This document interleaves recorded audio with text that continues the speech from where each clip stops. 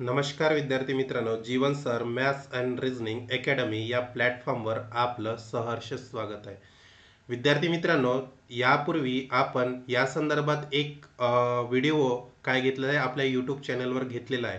तर तो व्हिडिओ अशा प्रकारे घेतला आहे की महाडेस्कॉममध्ये विद्युत सहाय्यक या पदाकरिता एक भरती येणार आहे, एक जाहिरात काही महिन्यामध्ये काही दिवसामध्ये प्रसिद्ध होणार आहे.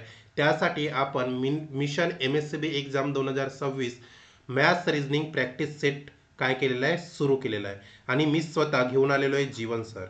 जर तुम्ही नवीन असाल तर काय करायचं आहे, या यूट्यूब चॅनलला विद्यार्थी मित्रांनो सबस्क्राईब करायचं आहे. हा माझा यूट्यूब चॅनल आहे Jeevan sir math and reasoning academy. आणि जर तुम्हाला हा व्हिडिओ बघून काही जर डाऊट येत असेल तर या पर्सनल कॉन्टॅक्टवरती तुम्ही कॉल वा मेसेज करू शकता विद्यार्थी मित्रांनो. तर बघा, काय सांगायचं आहे तुम्हाला की हा जो मॅथ्स आणि रिझनिंग आहे हा खूप मुलांचा डोकेदुखीचा भाग आहे आणि यामुळे खूप जणांचे सिलेक्शन मागील काही एक्झाममध्ये राहिलेले आहे. त्यासाठी आपण हा स्पेशली मॅथ्स आणि रिझनिंग हा प्रॅक्टिस सेट सुरू करत आहोत. ठीक आहे.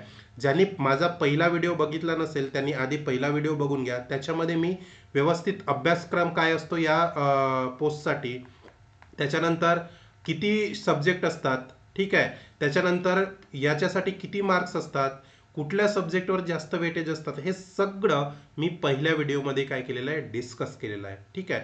नवीन असाल तर बघून घ्या तो माझा पहिला व्हिडिओ. ठीक आहे.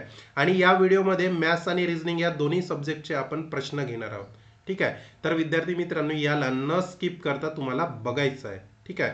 नवीन असेल तर व्यवस्थित याला काय करायचं आहे, हँडल करायचं आहे आणि व्यवस्थित या प्रश्नांना समजून घ्यायचं आहे. मी सोप्या भाषेमध्ये आणि शॉर्ट ट्रिक्समध्ये IBPS पॅटर्ननी जे काही प्रश्न विचारलेले आहेत तेच प्रश्न, PYQ प्रश्न म्हटले तरी चालेल, तेच प्रश्न मी घेऊन आलेलो आहे या सिरीजमध्ये. ठीक आहे. आणि जसे IBPS पॅटर्न विचारले जातात त्याच पॅटर्ननी काय केलेले आहे, मी प्रश्न डिझाईन केलेले आहे. ठीक आहे. चला तर सुरुवात करूया आपल्या प्रश्नांना. बघा, प्रश्न क्रमांक पहिला काय आहे, सांची आणि शीतल यांच्या वयाचे गुणोत्तर. हा वयवारीवर प्रश्न आहे, वयवारी. ठीक आहे. जो टॉपिक आहे त्या वयवारीवर हा प्रश्न आहे. सांची व शीतल यांच्या वयाचे गुणोत्तर 5:7 आहे. 12 वर्षापूर्वी त्यांच्या वयाचे गुणोत्तर 3:5 होते. तर सांचीचे 5 वर्षानंतरचे वय किती? आता बघा, सांची आणि शीतल, ठीक आहे, हे दोन मुली तुम्हाला प्रश्नामध्ये दिलेल्या आहे. तर त्यांच्या वयाचे गुणोत्तर काय दिलेले आहे, 5:7. 5 सांची असेल तर 7 कोण आहे, शीतल आहे. आता 12 वर्षापूर्वी म्हटलं तर इथे काय करायचं, मायनस करायचं, आणि 5 वर्षानंतर म्हटलं तर इथे काय करायचं, बेरीज करायची. वर्षानंतर बेरीज येणार आणि वर्षापूर्वी मायनस येणार. तर 12 वर्षापूर्वी, हे बघा, 12 वर्षापूर्वी, तर 12 वर्षापूर्वी फक्त सांचीचे होणार का, नाही, दोघीचे होणार. सांची आणि शीतलचे वय काय होणार, गुणोत्तरामध्ये फरक पडणार आहे. ठीक आहे. तर त्यांचे गुणोत्तर किती होणार, 3:5 होणार. तर 3 सांची असेल तर 5 कोण असणार आहे, शीतल असणार आहे. एवढं समजलं विद्यार्थी मित्रांनो. आता हे काय करायचं, तुम्हाला कशा प्रकारे सॉल्व्ह करायचं, सोडवायचं आहे. तर बघा, व्यवस्थित बघून घ्या. या 5नी या 5ला काय करायचं आहे, गुणाकार करायचा आहे. तर 5 25 होणार, समजलं एवढं. आणि या 3नी या 7ला गुणाकार करायचे आहे, 7 तेरी किती होणार, 21 होणार. एवढं समजलं.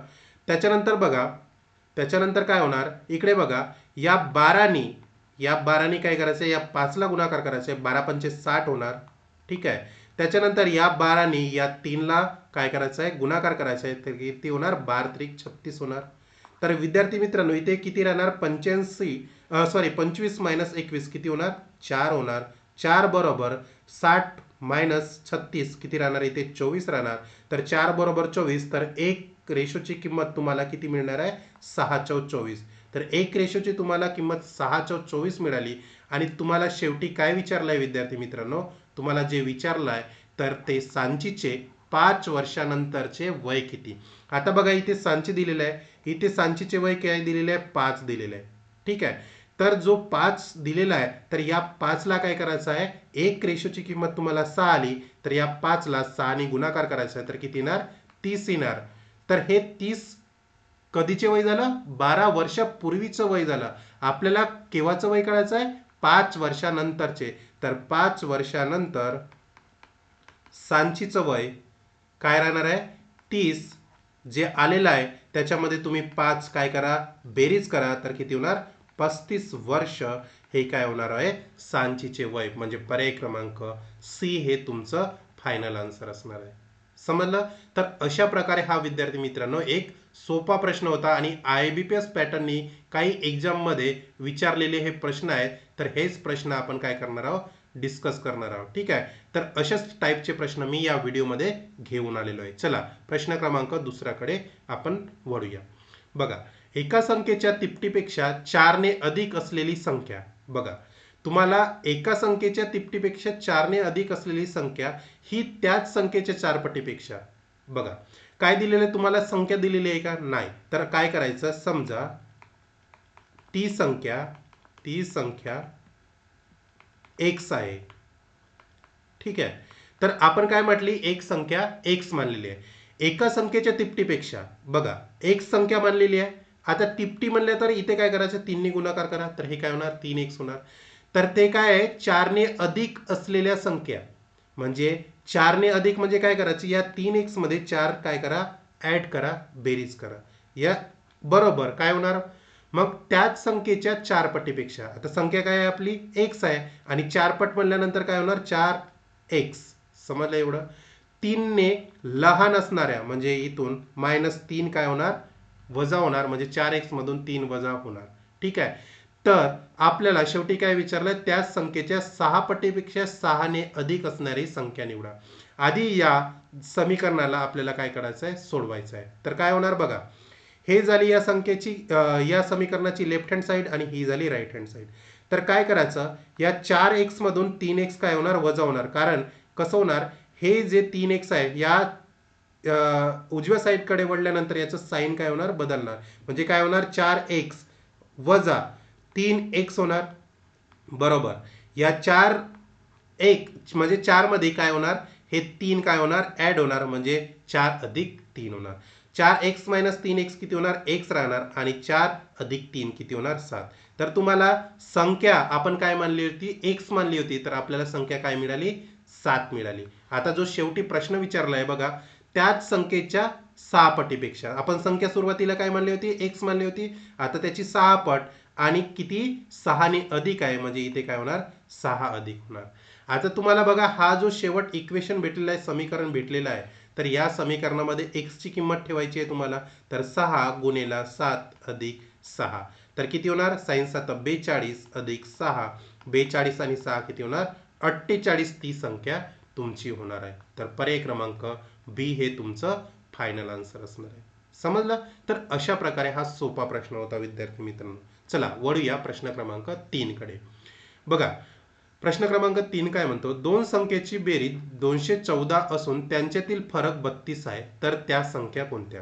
आता तुम्हाला संख्या माहित आहे का विद्यार्थी मित्रांनो, नाही ना, तर काय करायचं आहे बघा, संख्या मानायची आहे. तर पहिली संख्या आपण काय मानू x मानू. ठीक आहे, आणि दुसरी संख्या आपण y मानू. ठीक आहे, तर या दोन संख्येची बेरीज किती दिलेली आहे 214. तर पहिली संख्या अधिक दुसरी संख्येची बेरीज आपल्याला 214 दिलेली आहे. हा झाला समीकरण नंबर 1. त्याच्यातील फरक म्हणजे त्या दोन संख्येतील फरक किती दिलेला आहे x मायनस y किती दिलेला आहे 32 दिलेला आहे. पर याला आपण इक्वेशन नंबर समीकरण नंबर 2 देऊ. तर बघा विद्यार्थी मित्रांनो, इथे साइन बघा अदला बदल आहे, इथे प्लस आहे इथे मायनस आहे. तर काय करा, या समीकरण आणि समीकरण 1 आणि समीकरण 2 ला काय करा ऍड करा, म्हणजे बेरीज करा. समीकरण 1 प्लस समीकरण 2 करून तर काय होणार बघा, काय होणार x अधिक y बरोबर 214, x मायनस y बरोबर 32. तर काय होणार, आपल्याला यांची बेरीज करायची आहे. तर इथे बघा बेरीज करताना विद्यार्थी मित्रांनो, इथे अधिक आहे इथे मायनस आहे, तर हे y काय होणार कटून जाणार, आणि x अधिक x किती होणार 2x राहणार, आणि बरोबर इथे बघा किती होणार हे 214 आणि 32, तर किती होणार 246 होणार. तर विद्यार्थी मित्रांनो आपल्याला काय मिळालेलं आहे 2x बरोबर 246, तर x बरोबर 246 भागेला 2 होणार. तर बघा याला काटा, बे एका बे, बे दुने 4 आणि बे त्रिक 6. तर x बरोबर आपल्याला 123 मिळालेलं आहे. x ची किंमत काय मिळाली आहे 123 म्हणजे आपल्याला पहिली संख्या काय मानली होती, x मानली होती, तर x बरोबर किती मिळाली, 123. पहिली संख्या आपल्याला 123 मिळाली, तर कुठे आहे बघा, पर्याय क्रमांक ए मध्ये आपल्याला x ची किंमत किती मिळाली, 123. तर आपलं कन्फर्म आहे की आन्सर पर्याय एक हे कन्फर्म आपलं उत्तर मिळालेलं आहे. ठीक आहे. आता बघा, तुम्हाला दुसरी संख्या काढायची असेल तर कसं करायचं, ह्या कुठल्या तरी एका इक्वेशन मध्ये x ची किंमत ठेवायची. आता बघा, आपल्याला एक्झाम मध्ये एवढा वेळ राहत नाही विद्यार्थी मित्रांनो. ऑप्शन मध्ये जर आपल्याला क्लू मिळाला की हाच पर्याय आपला कन्फर्म उत्तर असू शकतो, तर तिथे काय करायचं, आपण क्लिक करून समोर निघू शकतो. पण तुम्हाला जर दुसरी संख्या काढायची असेल तर बघा, मी काढून देतो. तर काय करतो, हा इक्वेशन नंबर 1 मध्ये x ची किंमत ठेवतो. तर x अधिक y बरोबर 214. तर x ची किंमत किती आहे, 123 अधिक y बरोबर 214. तर y बरोबर काय होणार, या 214 मधून काय होणार, 123 वजा केले तर किती मिळणार, y बरोबर मिळणार मला 91. y बरोबर किती मिळणार, 91. बघा, म्हणजे पर्याय क्रमांक ए हे तुमचं फायनल आन्सर असणार आहे. त्या दोन संख्या कुठल्या असणार आहे, पहिली 123 आणि दुसरी 91 असणार आहे. समजलं. तर अशा प्रकारे हा सोपा प्रश्न होता. नवीन असाल तर या युट्यूब चॅनलला तुम्हाला सबस्क्राईब करायचं आहे विद्यार्थी मित्रांनो. ठीक आहे. चला वळूया प्रश्न क्रमांक 4 कडे. बघा, प्रश्न क्रमांक 4 काय, एक फळ व्यापाऱ्याने 1 डझन केळी 35 रुपयाला खरेदी केली आणि 65 रुपयाला विकली, तर त्याला किती टक्के नफा झाला. तर हा बघा, नफा आणि तोटा हा जो आपला टॉपिक आहे त्यावरील हा प्रश्न आहे. तर बघा, नफा केव्हा होतो, हे तुम्हाला काही बेसिक गोष्टी मी सुरुवातीला सांगतो. नफा केव्हा होतो, जेव्हा विक्री ठीक आहे, किंमत ठीक आहे, ही जास्त असते कोणाच्या, खरेदी किमतीच्या. ठीक आहे. तर तेव्हा काय होतो, नफा होतो. हा तुम्हाला काय करायचा आहे, एक टॉप म्हणजे काय, याला तुम्ही फॉर्म्युला म्हणू शकता.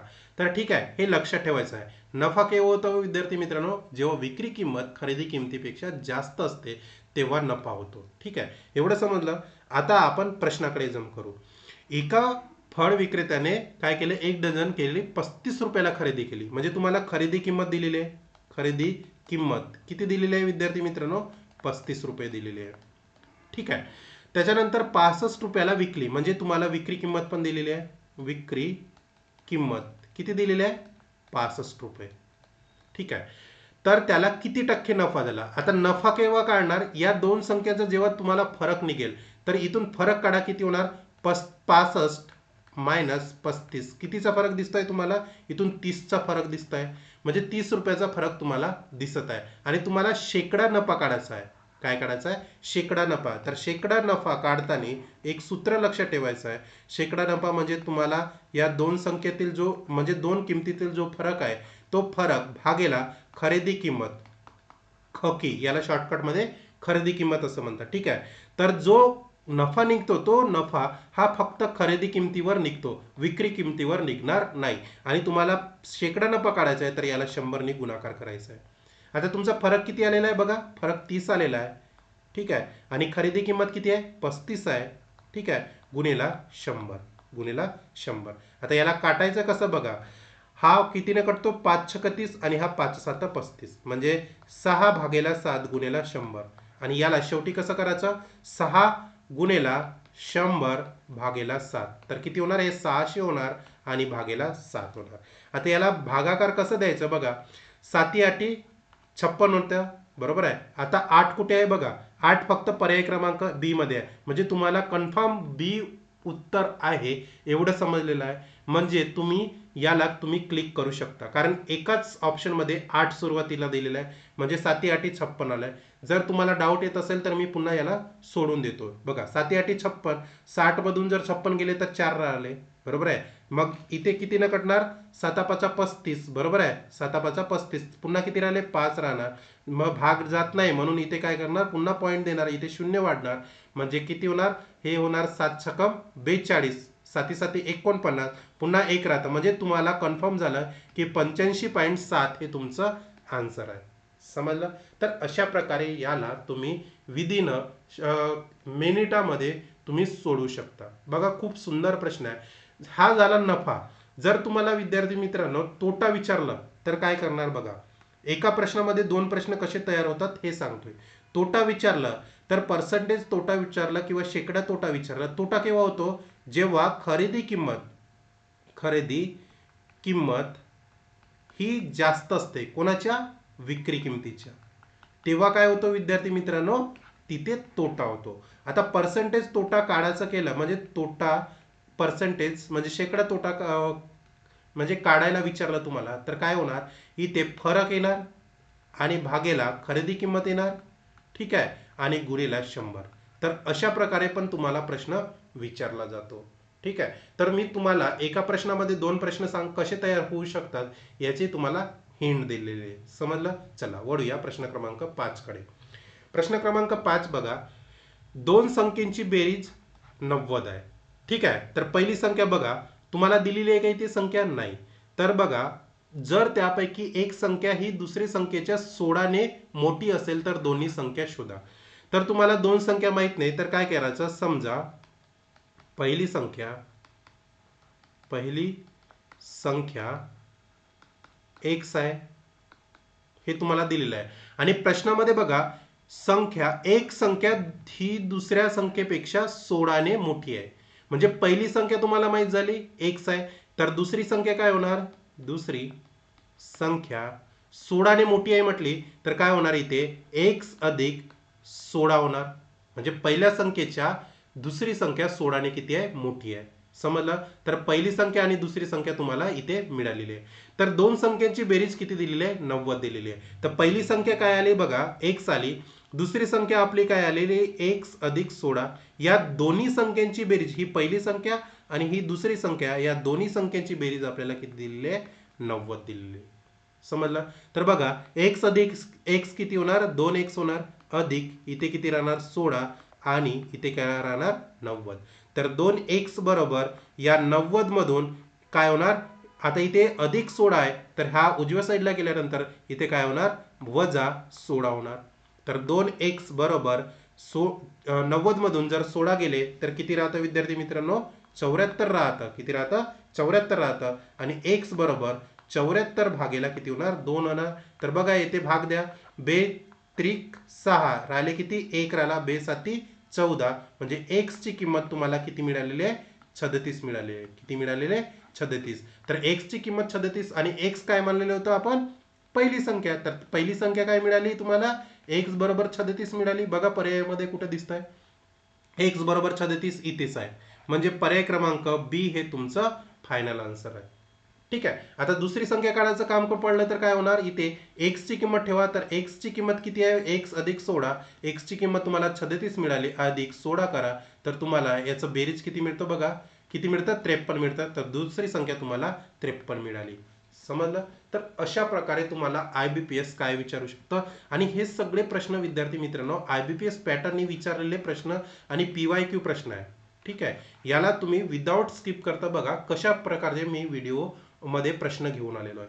ठीक आहे. नवीन असाल तर काय करायचं? ह्या चॅनलला सबस्क्राईब करून घ्या. खूप जबरदस्त प्रश्न मी या व्हिडिओमध्ये घेऊन आलेलो आहे. चला ठीक आहे, वळू या प्रश्न क्रमांक 6 कडे. बघा, हा आहे अंतर, वेळ आणि काम यामधील हा प्रश्न आहे. बघा खूप सुंदर प्रश्न आहे. सकाळी 6 वाजता दोन गाड्या परस्परांच्या दिशेने निघाल्या. त्यांच्यातील अंतर 1000 किमी असून त्या गाड्यांचा वेग अनुक्रमे 55 किमी प्रति तास आहे व 70 किमी प्रति तास आहे. तर त्या गाड्या एकमेकांना किती वाजता भेटतील?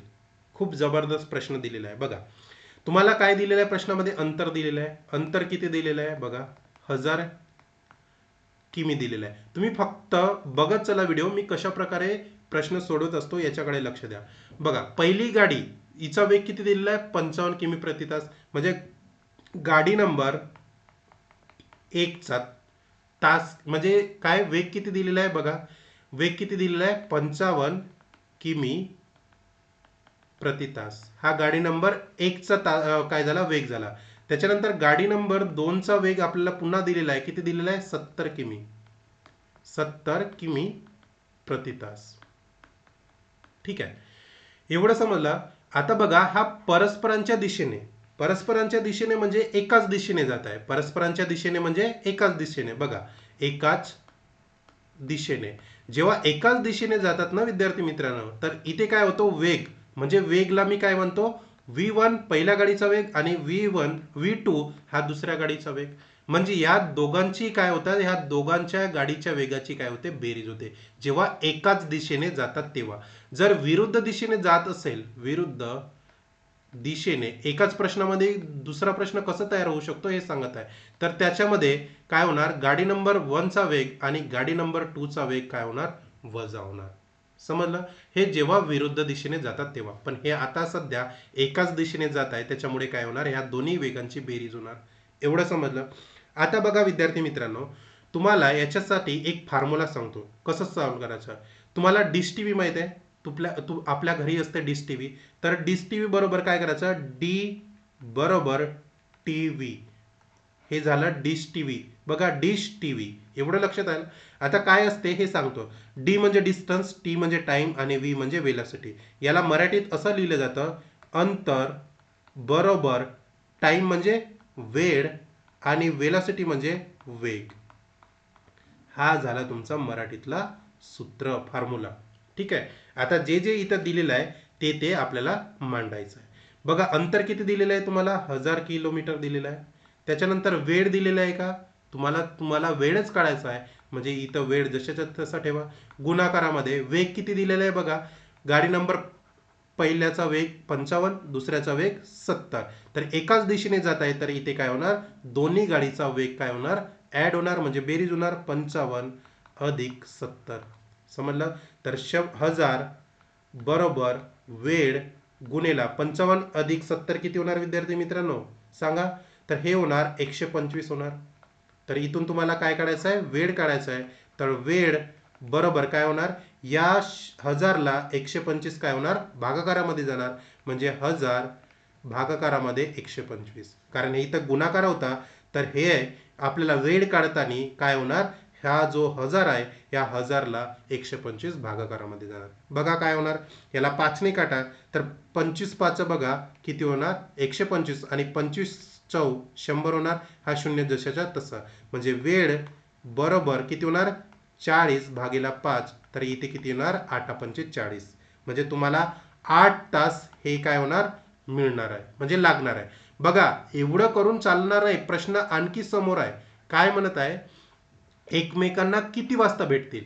सुरुवातीला किती वाजता निघाले, हे 6 वाजता निघाले. बघा 6 वाजता निघाले ना. सुरुवातीला त्यांनी काय केलं, 6 वाजता काय केलं, दोन्ही गाड्या निघाल्या. तर 6 वाजता त्या गाड्या निघाल्या.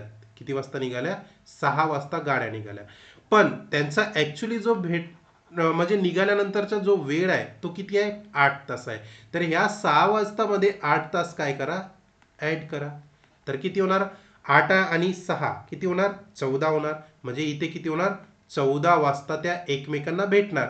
आता 14 वाजता म्हणजे किती होणार रे, 14 वाजता म्हणजे बघा 12 नंतर 1 येतो. ठीक आहे. तर 12 नंतर पासून 1 न काउंट करता याला 13 काउंट करा, 14 काउंट करा, 15.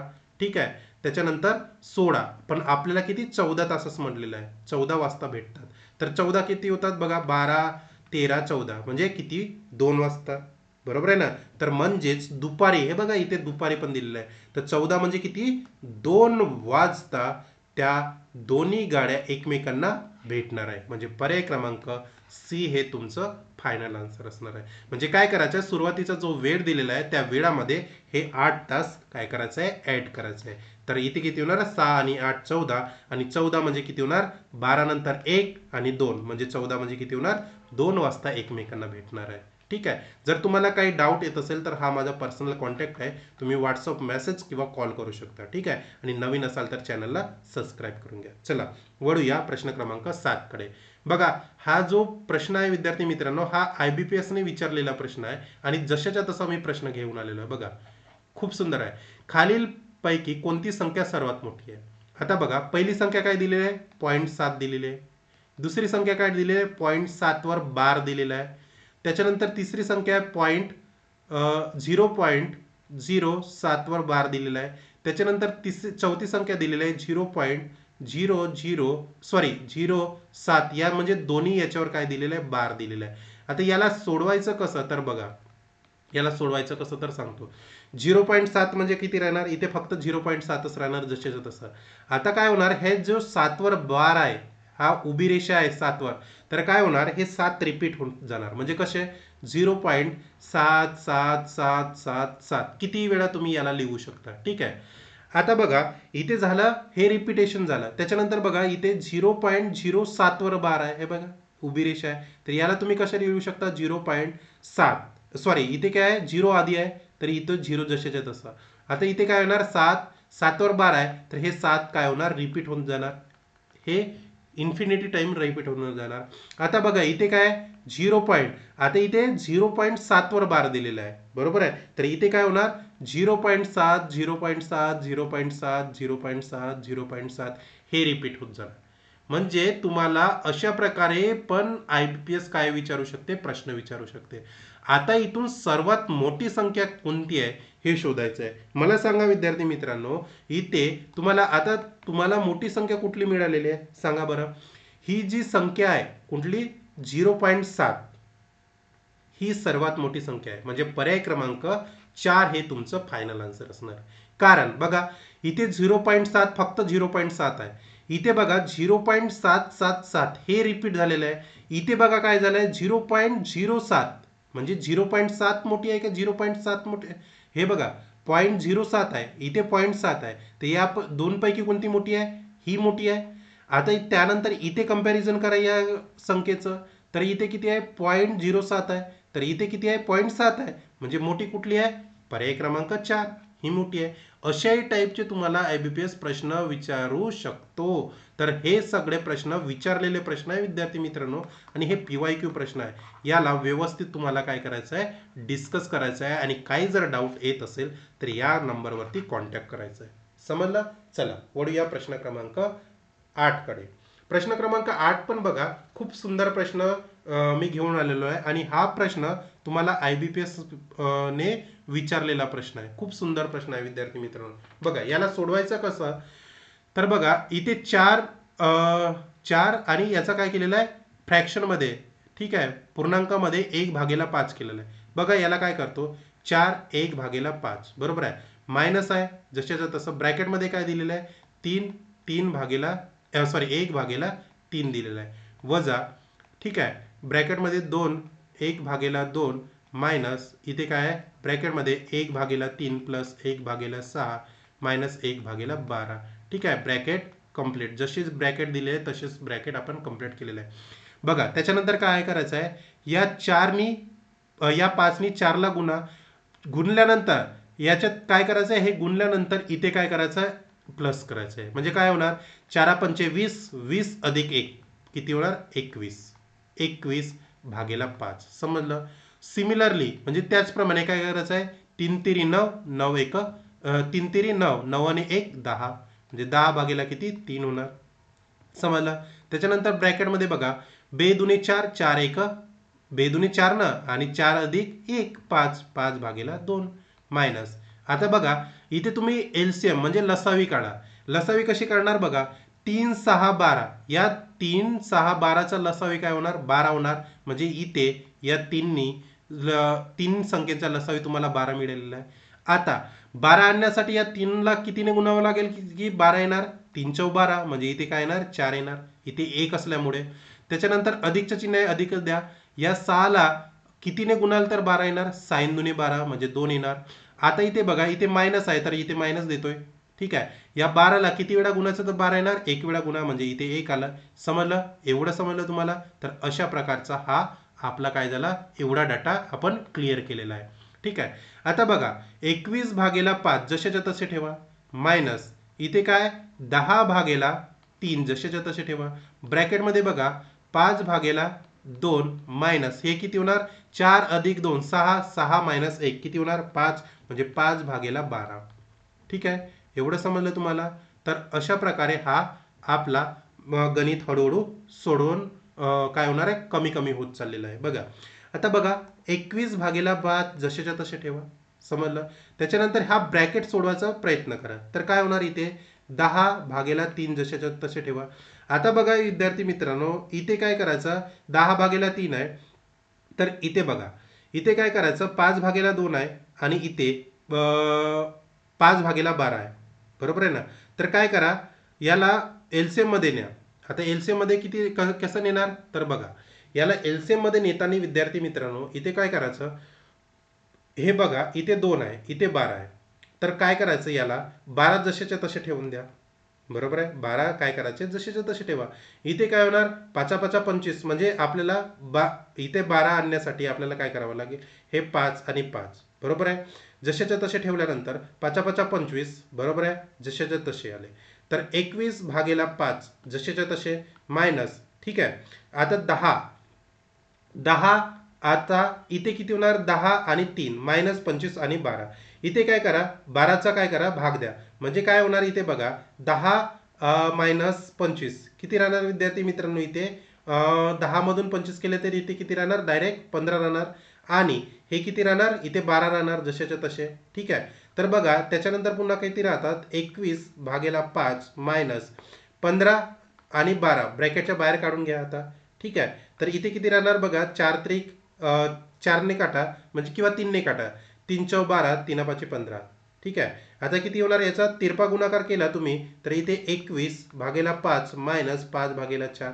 तर इथे तिरपा गुणाकार केल्यानंतर बघा काय होतो, काय राहतो, 21×4, 21×4, ठीक आहे, मायनस 5×5 = 25, 5×5 = 25 भागेला हे किती होणार, 5×4 = 20 जसेच्या तसे होणार. तर 21×4 84 होणार, -25 जसेच्या तसे भागेला 20, ठीक आहे. तर 84 मधून 25 गेले तर किती राहणार, 59 राहणार ना, आणि भागेला 20. तर बघा 59/20 कुठे दिलेले आहे का, पर्याय क्रमांक ए हे तुमचं फायनल आन्सर असणार आहे. तर अशाही टाईपचे तुम्हाला प्रश्न IBPS विचारू शकतं. तर सगळेच प्रश्न मी सगळ्याच टाईपचे प्रश्न घेऊन आलेलो आहे, ठीक आहे. तर याला तुम्हाला व्यवस्थित डिस्कस करायचं आहे. बघा हा पण प्रश्न बघा, 9वा प्रश्न काय दिलेला आहे, 2000 भागाकारामध्ये 25/2 चे म्हणजे काय होतात, गुणाकार, चे म्हणजे गुणाकार, 1/2 गुणाकारामध्ये 4/25 चे म्हणजे गुणाकार, 5/2 -5 याचे मूल्य किती हे काढायचं आहे. तर बघा याचं मूल्य काढताना कसं करायचं विद्यार्थी मित्रांनो, तर बघा इथे 25 दोन नोन कॉमन आहे, बरोबर आहे, दोन नोन कॉमन आहे. तर काय करू आपण, याला आधी सॉल्व करू. कसं करू बघा, तर याला सॉल्व करताना बघा याला ब्रॅकेटमध्ये टाकतो 2×2च्या, म्हणजे सॉल्व करायला आपल्याला काय होणार, सोपं जाणार. तर 2000 जसेच्या तसे ठेवा भागाकारामध्ये, ठीक आहे. इथे बघा ह्या 25×1 किती होणार, 25 होणार, आणि 2×2 किती होणार, 4 होणार, एवढं समजलं. त्याच्यानंतर गुणाकारामध्ये 4×5 = 20 आणि 25×2 किती होणार, 50 होणार, -5 होणार, एवढं समजलं. आता बघा विद्यार्थी मित्रांनो इथे भागाकार आहे, याला जर गुणाकारामध्ये कन्वर्ट केलं तर कसं होतं बघा, 2000. आता गुणाकार करतो तर हे काय होणार, हा जो फ्रॅक्शन आहे, हा जो फ्रॅक्शन आहे याचा काय होणार, अदला बदल होणार, 4 वरती होणार आणि 25 खाली होणार, तेव्हा कुठे हा साईन काय होणार, बदलणार. आता गुणाकारामध्ये 20 आणि 50 जसेच्या तसे, म्हणजे 0 काटले तर इथे काय राहतात, 2 आणि 5च राहतं, -5, समजलं. आता बघा इथून डायरेक्ट भाग जातो, 25×8 = 200 होतो, आणि इथे किती राहतं, बरोबर आहे ना, 200 झाल्यानंतर इथे 80 राहतं, गुणाकारामध्ये 4 राहतं, गुणाकारामध्ये 2/5 आणि -5, समजलं. आता बघा या 5नी 80ला भाग जातो, 16×5 = 80. आता किती राहतं, 16×4, आणि इथे किती राहतं, आता हा डायरेक्ट -5च होणार इथे, ठीक आहे. इथे पण हा डायरेक्ट कटून जाणार विद्यार्थी मित्रांनो. बघा इथे किती होणार, गुणाकारामध्ये 2 जशाच्या तसं आणि -5, तर 16×4 = 64 आणि 2 गुणाकारामध्ये 64×2 किती होणार, 128 होणार, आणि -5, 128 मधून जर 5 केले तर किती राहतं, डायरेक्ट 123, म्हणजे पर्याय क्रमांक बी हे तुमचं फायनल आन्सर आहे, ठीक आहे. तर अशा प्रकारचा हा सोपा प्रश्न होता. चला वळूया प्रश्न क्रमांक 10 कडे. प्रश्न क्रमांक 10 बघा विद्यार्थी मित्रांनो, खूप सुंदर प्रश्न आहे, आणि अशाच टाईपचे प्रश्न तुम्हाला IBPS विचारतोय, ठीक आहे. तर बघा याला कसं सॉल्व करायचं, तर 2/5, 2/5, ठीक आहे, मायनस याचा काय दिलेलं आहे तुम्हाला, घातांक दिलेला -1/2 गुणाकारामध्ये 5/2 आणि याचा घातांक दिलेला आहे 1/2 चे मूल्य काढा असं विचारलेलं आहे. तर बघा, हा जो -1/2 आहे याला जर प्लस मध्ये आणायचं असेल तर हा जो तुम्हाला रेशो दिलेला आहे 2/5, याला काय करायचं, पलटवायचं, म्हणजे 5/2 करा. समजलं? तर इथे 5/2 केला तर हा डायरेक्ट रूपांतर होणार 1/2 मध्ये, आणि गुणाकारामध्ये 5/2 आणि याचा घातांक 1/2 होऊन जाणार. समजलं? आता बघा, इथे दोनही घातांक सारखे आहे, म्हणजे तुमचं शेवटचं आन्सर काय राहणार आहे, 5/2, म्हणजे पर्याय क्रमांक 4 हा तुमचा फायनल आन्सर असणार आहे. समजलं? तर अशा प्रकारचा हा प्रश्न होता विद्यार्थी मित्रांनो, आणि खूप जबरदस्त प्रश्न मी काय केलेले, डिस्कस केलेले आहे. ठीक आहे, बघा. ठीक आहे, हे मॅथ्सचे प्रश्न 10 प्रश्न खूप सुंदर पद्धतीने आपण डिस्कस केलेले आहे. हे 10ही प्रश्न तुम्हाला खूप जबरदस्त वाटणार आहे. ठीक आहे, आता वळूया आपण, मॅथ्स झाला, आता रिझनिंगच्या सेक्शनकडे. तत्पूर्वी विद्यार्थी मित्रांनो, तुम्हाला जर या माझ्या व्हॉट्सअप चॅनलवर आणि टेलिग्राम चॅनलवर जॉईन व्हायचं असेल तर हा व्हॉट्सअप चॅनलचा QR कोड आहे, व्हॉट्सअप चॅनलचा QR कोड आहे, आणि हा टेलिग्राम चॅनलचा QR कोड आहे. तुम्हाला इथे जॉईन व्हायचं आहे, आणि जॉईन झाल्यानंतर तुम्हाला या व्हॉट्सअप चॅनलवर अपडेट मिळत राहणार. आणि या चॅनलवर मी काय करतोय, टेक्निकलचे पण क्विज सुरुवात केलेली आहे. टेक्निकलचे क्विज प्रश्न जे काही परीक्षेमध्ये IBPS विचारतो ते प्रश्न मी या व्हॉट्सअप ग्रुपमध्ये देत असतो. तर तुम्हाला काय करायचं, या व्हॉट्सअप ग्रुपवरती जॉईन व्हायचं आहे. ठीक आहे, किंवा तुम्ही टेलिग्रामवरती जॉईन होऊ शकता, पण टेलिग्रामवर मी प्रश्न घेत नाही, त्यामुळे तुम्ही व्हॉट्सअपवर काय व्हा, जॉईन व्हा. ठीक आहे, चला सुरुवात करूया आपल्या रिझनिंग या पोर्शनला. आता मॅथ्स आपण कंप्लीट केलेलं आहे, आता आपण वळूया रिझनिंगकडे. ठीक आहे, आता रिझनिंगचे प्रश्न कशा प्रकारे विचारले जातात महावितरणमध्ये ते आपण डिस्कस करूया. बघा, प्रश्न क्रमांक 11, एका विशिष्ट सांकेतिक भाषेत ॲपलला 25 आणि ज्युनियरला 36 असे लिहिले जातं. बघा, ॲपल ला किती, 25 असं लिहिले जातं, आणि ज्युनियरला किती लिहिलं जातं, 36 असं लिहिलं जातं. आता हे आले कसं, तर आपल्याला बघा काय विचारलंय, पॅकेजला कसे लिहिले जातात, पॅकेज. ठीक आहे, तर पॅकेज या शब्दाला कसं लिहिलं जातं. बघा, 25 आणि 36 हे तुम्हाला माहित आहे की एक काय वर्गमूळ आहे. 25 कशाचा वर्गमूळ आहे, 5चा आहे, आणि 36 6चा आहे. एवढं तुम्हाला समजून आलं. आता हे 5 5 5 हा 25चा वर्ग आहे, आणि 6 हा 36चा वर्ग आहे. बघा, इथे 1 2 3 4 5 5 शब्द दिलेले आहे, म्हणजे 5चा वर्ग यांनी 25 घेतलेला आहे. इथे बघा किती दिलेले आहे शब्द, अक्षर किती दिलेले आहे, 1 2 3 4 5 6 6 अक्षर दिलेले आहे, म्हणजे 6चा वर्ग 36 दिलेला आहे. म्हणजे आपल्याला समजून आलंय की यांनी वर्गानुसार यांनी या शब्दांची काय केलेली आहे, किंमत ठेवलेली आहे. आता बघा, 1 2 3 4 5 6 7 8, बरोबर आहे. या किती आहे शब्द इथे बघा, 1 2 3 4 5 6 7 शब्द आहे, म्हणजे 7 अक्षर आहे. ठीक आहे, 7 अक्षर या आपल्याला या पॅकेज या शब्दात दिलेले आहे. ठीक आहे, तर काय करायचं, 7 अक्षराचा 7 म्हणजे 7चा स्क्वेअर घ्या, 7चा स्क्वेअर किती होतो, वर्ग 49 होतो. म्हणजे पॅकेजची किंमत किती येणार आहे, 49, पर्याय क्रमांक सी. म्हणजे यांनी काय केलंय विद्यार्थी मित्रांनो, या जितके अक्षर आहे ते तितके अक्षराचा काय घेतलेला आहे, वर्ग घेतलेला आहे. आता इथे पॅकेजमध्ये 7 अक्षर आहे, तर या 7 अक्षराचा वर्ग किती आला, 49. अशा प्रकारे तुम्हाला लॉजिक डेव्हलप करायचं आहे. ठीक आहे, वळूया प्रश्न क्रमांक 12 मध्ये. आता बघा, इथे तुम्हाला त्रिकोणांची संख्या विचारलेली आहे, आणि हा IBPSचा काय एक बेस्ट पॅटर्न आहे, आणि याच टाईपचे तुम्हाला प्रश्न IBPS विचारतोय. तर बघा, या त्रिकोणांची संख्या कशी शोधायची आहे. बघा, इथे बघा, पहिला त्रिकोण हा झाला, तुम्हाला दिसत नसेल तर मी पेन चेंज करतोय. हा पहिला त्रिकोण झाला, एक, दुसरा, तिसरा, चौथा, पाचवा, सहावा. इथे 6 त्रिकोण जशाच्या तसे मिळाले. त्याच्यानंतर हा 7वा आणि 8वा, म्हणजे 8 त्रिकोण तुम्हाला मिळालेले आहे. ठीक आहे, त्याच्यानंतर बघा आपल्याला बाकीचे त्रिकोण कसे काढता येणार, बघा सांगतो. हा बघा, हा एक त्रिकोण आहे. ठीक आहे, हा त्रिकोण झाला आपला 9वा त्रिकोण. ठीक आहे, त्याच्यानंतर बघा, हा एक त्रिकोण बनू शकतो, हा झाला आपला 10वा त्रिकोण. ठीक आहे, त्याच्यानंतर पुन्हा बघा, मला सांगा कुठला पुन्हा त्रिकोण बनू शकतो. बघा, मी पेन चेंज करतोय आता, कारण एकच पेनाने तुम्हाला दिसणार नाही. ठीक आहे, तर त्याच्यानंतर आपले किती झाले, एकूण 10 त्रिकोण झाले. आता 11वा त्रिकोण कुठला होणार, बघा, हा 11वा त्रिकोण होणार आपला, हा झाला आपला 11वा त्रिकोण, 11 नंबरचा. ठीक आहे, 11 त्रिकोण झाले. त्याच्यानंतर 12वा कुठला होणार बघा, हा पण 12 होणार. कुठला, इथून बघा, हा 12वा त्रिकोण झाला. ठीक आहे. त्याच्यानंतर बघा, त्याच्यानंतर 13वा त्रिकोण कुठला होणार. मी पेन चेंज करतो, कारण पेन चेंज केल्यानंतर तुम्हाला समजून येणार की कुठले कुठले आपण त्रिकोण घेत आहोत. बघा, हा एक जो त्रिकोण झाला, हा एक त्रिकोण, हा बघा, हा एक त्रिकोण आहे ना, हा कुठल्या प्रकारचा त्रिकोण झाला आपला, किती झाला एकूण 12, हा 13वा झाला. ठीक आहे. आणि त्याच्यावरचा बघा पुन्हा हा, हा झाला आपला 14वा त्रिकोण. ठीक आहे. पुन्हा कुठले त्रिकोण म्हणू शकतात का, नाही. म्हणजे एकूण आपल्याला त्रिकोण किती मिळाले, 14 त्रिकोण मिळालेले आहे. म्हणजे पर्याय क्रमांक डी हे आपलं फायनल आन्सर आहे. समजलं. तर हे जे प्रश्न मी स्क्रीनशॉट घेऊन आलेलो आहे विद्यार्थी मित्रांनो, हे IBPS चे स्क्रीनशॉट आहे.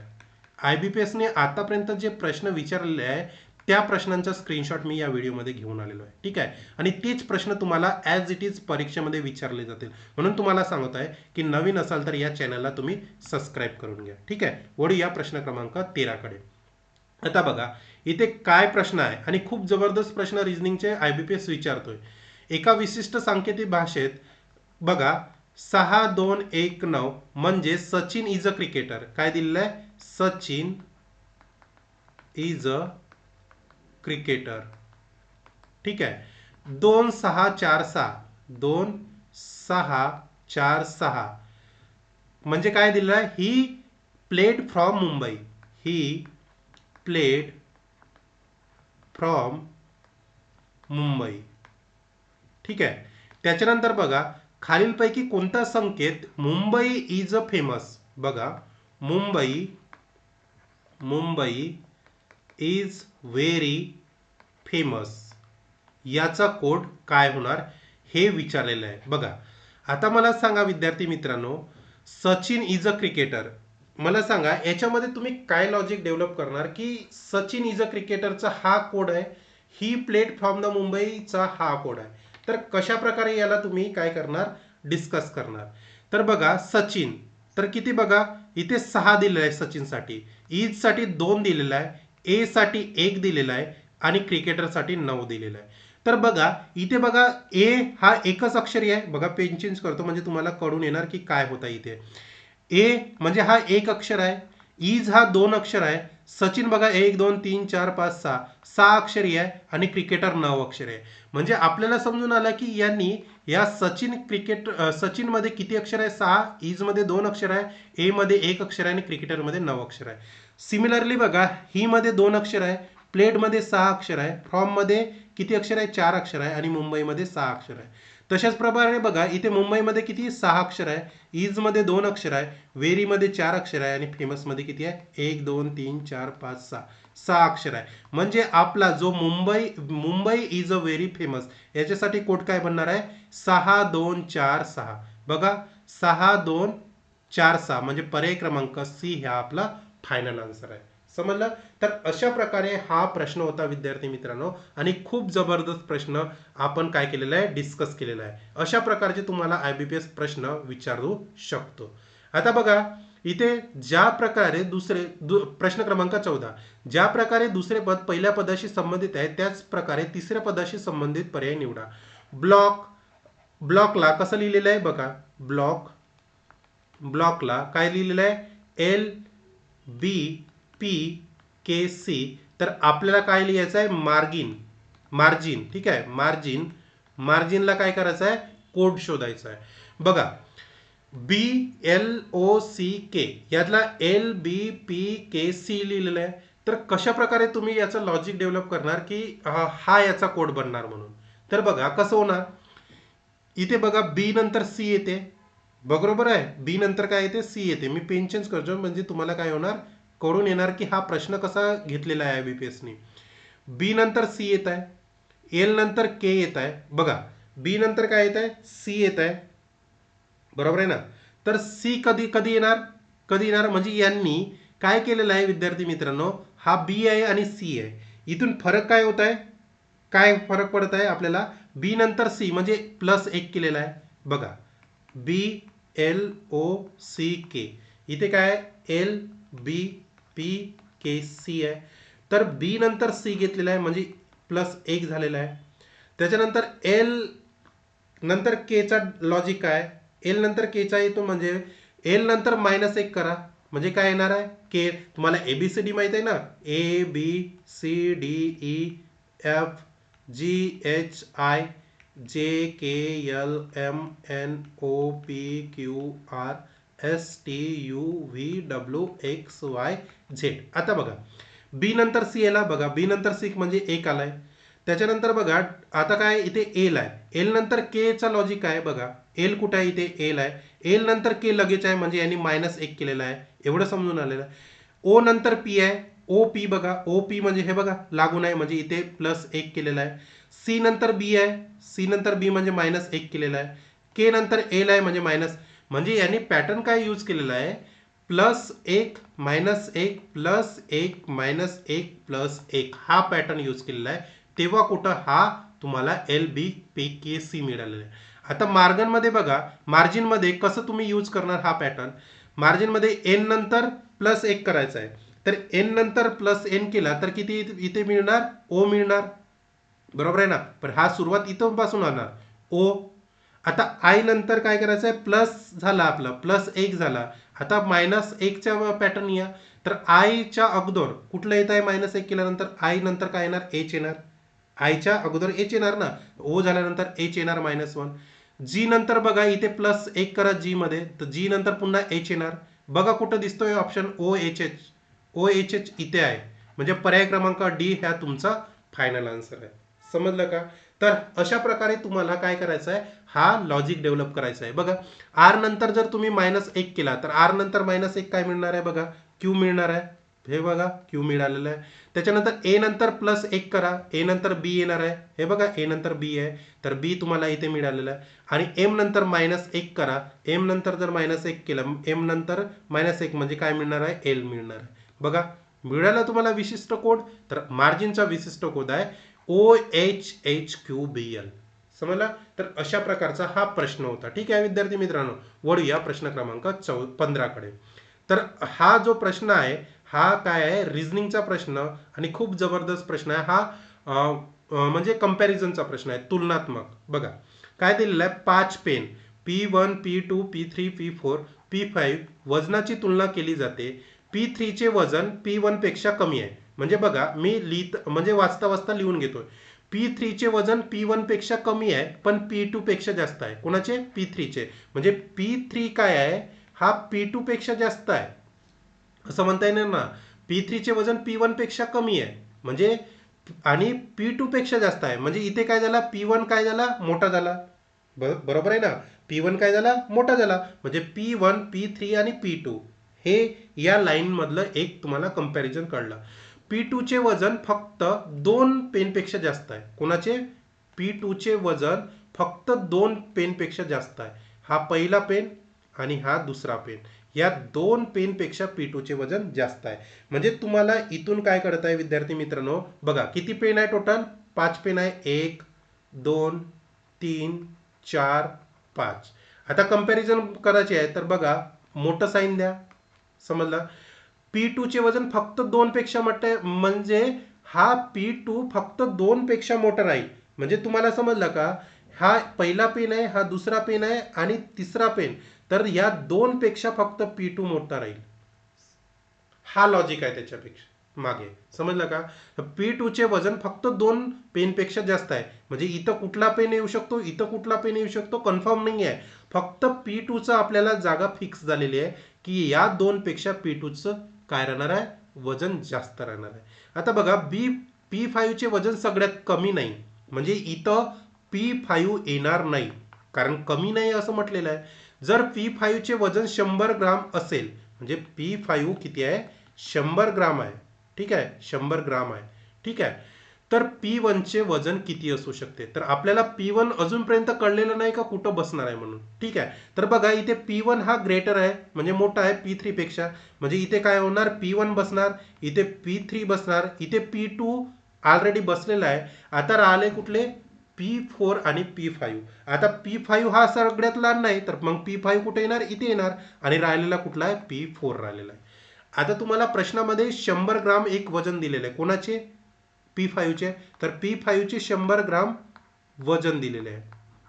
ठीक आहे. आता P5चे 100 ग्राम वजन दिलेले आहे, तर P1चे वजन किती असू शकते मला सांगा विद्यार्थी मित्रांनो. जेव्हा P1 हा P5 पेक्षा मोठा आहे, तर P5चे 100 ग्राम आहे, तर P1चे हे जास्त राहणार ना 100 पेक्षा. मग 100 पेक्षा जास्त कुठं आहे बघा पर्यायामध्ये, फक्त एका पर्यायामध्ये 108 दिलेले आहे. म्हणजे P1चे वजन किती राहणार आहे, 108 ग्राम राहणार आहे. समजलं का? तर अशा प्रकारे हा IBPS चा पॅटर्न आहे आणि हेच प्रश्न IBPS विचारले गेलेले आहेत आणि हे PYQ आहे विद्यार्थी मित्रांनो. हे जे आहेत ना हे सगळे PYQ मी घेऊन आलेलो आहे. ठीक आहे. तर त्यामुळे तुम्हाला या PYQ ला काय द्यायचं आहे, इम्पॉर्टन्स द्यायचा आहे. आणि पहिला व्हिडिओ आहे त्याच्यामुळे या PYQ मध्ये मी फक्त 15 प्रश्न घेऊन आलेलो आहे. याच्यामध्ये मॅथ्स आणि रिझनिंगचे प्रश्न मी खूप सुंदर तऱ्हेने मांडलेले आहे.